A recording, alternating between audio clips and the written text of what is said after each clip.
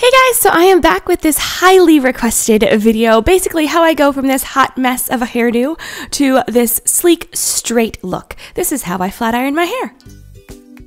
Now, I don't feel like I do anything that spectacular, but I will need some tools. So I'm using my Solia flat irons. I like to interchange between the two.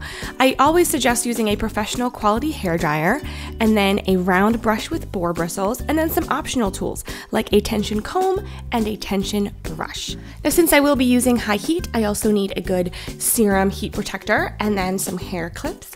And this video is 5 minutes, but it takes me a lot longer than that. So I need Netflix and a good iced coffee. Now, let's get started. Okay, so this is what my hair looks like when I get out of the shower. It's curly, it's frizzy, it's all over the place. What I like to do is I like to take my blow dryer and blow dry it till it's about 70 to 75% dry before I actually go in and use the round brush. Then I'm gonna split my hair in the back and I take it in sections. So I'm gonna work with half of my hair at one time. I'm just going to twist it and then put it up in a bun on the side of my head. And then I'm taking some serum. Now this serum is great because it acts as a heat protector, a defrizzer, and it also adds shine. And I am going to be applying it from root to tip because I'm using high heat on my entire head. So I want to make sure that it's all protected, and then just combing it through with a comb to make sure that it's evenly dispersed throughout my hair.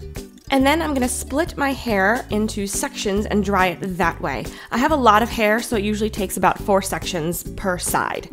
So I'm tilting the blow dryer downward because that is going to help with the frizzy situation. And I'm just using my round brush, not getting it super duper straight using this step. I really just want to loosen up the curl as much as possible and get my hair to be dry before I go in with a flat iron. So then I do this throughout the rest of my hair and make sure that it's all dry. Again, you'll see that it's not going to be bone straight just yet. I use the flat iron for that. And I'm using my boar bristle brush because boar bristles help to add shine to the hair and also help to disperse oils. So when you're using serums or oils on your hair, then it's gonna help to disperse that. So I do highly, highly recommend a boar bristle brush if you are looking for extra added shine.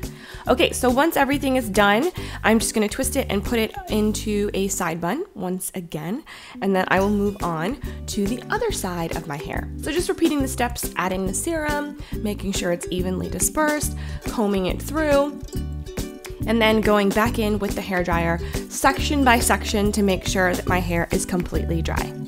That's a coffee break.